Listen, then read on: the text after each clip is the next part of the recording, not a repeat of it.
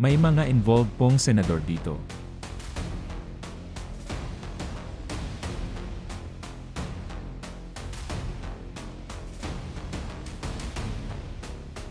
Ito ang nakakagulat na pahayag ng DPWH Assistant District Engineer na si Bryce Hernandez sa isang House hearing, kung saan isinangkot niya sina Senators Jinggoy Estrada at Joel Villanueva sa umano'y malawakang anomalya sa mga flood control project.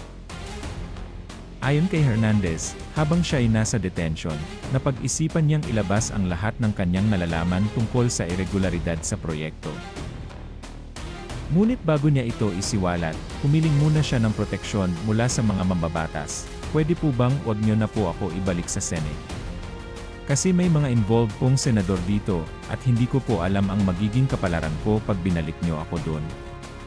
Emosyonal na pahayag ni Hernandez. Sabi ni Senator Marcoleta kahapon, ligtas ka na. Hindi po ito totoo. Si Senator Jinggoy Estrada, Senator Joel Villanueva, Yusek Robert Bernardo, at D. Alcantara. Si Senator Jinggoy po ay nagbaba ng 355 million ngayong 2025 sa mga ilang projects sa Bulacan.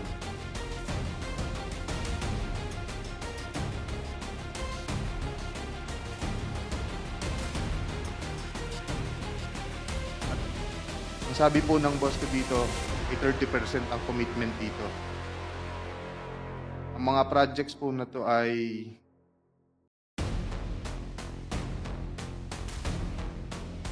construction of flood mitigating structure with pumping station and floodgate phase 3 sa Hagonoy, Bulacan.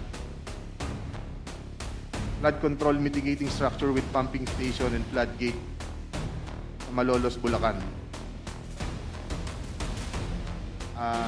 Hindi ko na po babasahin lahat to. Isasama ko po to sa aking written statement.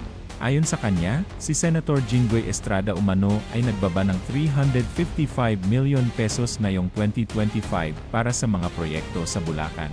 At 30% ng halagang ito ay umano'y napupunta bilang kickback sa mga opisyal na sangkot sa anomalya.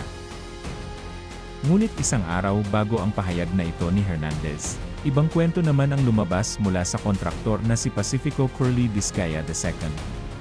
Sa Senate Blue Ribbon Committee hearing, mismong tinanong ni Senator Estrada si Vizcaya kung may senador bang humingi sa kanya ng pera kapalit ng mga proyekto matapos silang manalo sa bidding. With all the names you mentioned, were there any senators? Tanong ni Estrada.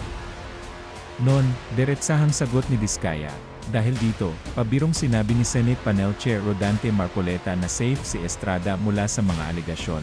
Ngunit mabilis namang nagpahayag ng pagkadismaya si Estrada sa biro ng senador. Sa parehong pagdinig, isiniwalat ni Curly at Sarah Vizcaya ang pangalan ng mga kongresista at DPWH officials na umano'y nanghingi ng porsyento mula sa pondo ng proyekto kapalit ng maayos na implementasyon nito. Ayon sa mag-asawa, 10% hanggang 25% ng pondo ng bawat proyekto ang hinihingi ng mga opisyal, at kung hindi sila susunod, haharap sila sa mga problemang tulad ng mutual termination ng kontrata o kaya'y mga right-of-way issues na magpapatigil. Sa proyekto, ilan sa mga pinangalanan ng mga Vizcaya ay sina Rep. Arjo Ataide, Rep. Marcy Teodoro, Rep. Patrick Michael Vargas, Rep. Roman Romulo, Rep. Nicanor Bryons, Rep. Florida Robes, Rep. Eleandro Madrona, at marami pang iba. Mas nakakagulat pa, ayon sa kanila, ang House Speaker Martin Romualdez at dating Appropriations Chair Zaldico Umano ang nakakatanggap ng pinakamalaking bahagi, 30% ng kabuang pondo ng proyekto. Dagdag pa rito, may 5% pang umano'y napupunta kay Congressman Roman Romulo para sa mga tinatawag na project insertions. Ipinaliwanag ng mag-asawa na wala silang nagawa kundi sumunod dahil kung hindi, mawawala sa kanila ang kontrata o masisira ang kanilang negosyo. Ngunit ngayon, handa na silang magsilbing state witnesses upang tuluyang mabunyag ang sistematikong korupsyon na matagal nang bumabalot sa mga proyekto ng pamahalaan. Samantala, mariing itinanggi ni Senator Jinggoy Estrada ang mga paratang ni Bryce Hernandez. Sa isang matapang na pahayag, hamon niya kay Hernandez na magharap sila sa isang pampublikong lie detector test upang malaman ng publiko kung sino ang tunay na nagsasabi ng totoo. I categorically and vehemently deny the claims made by Bryce Hernandez, Jeepney Estrada. Talk is cheap. Handa akong patunayan na pawang kasinungalingan ang mga sinabi niya tungkol sa akin. Patuloy na umiinit ang isyu, lalo na't magkasalungat ang testimonya ni Hernandez at ng mag-asawang Diskaya.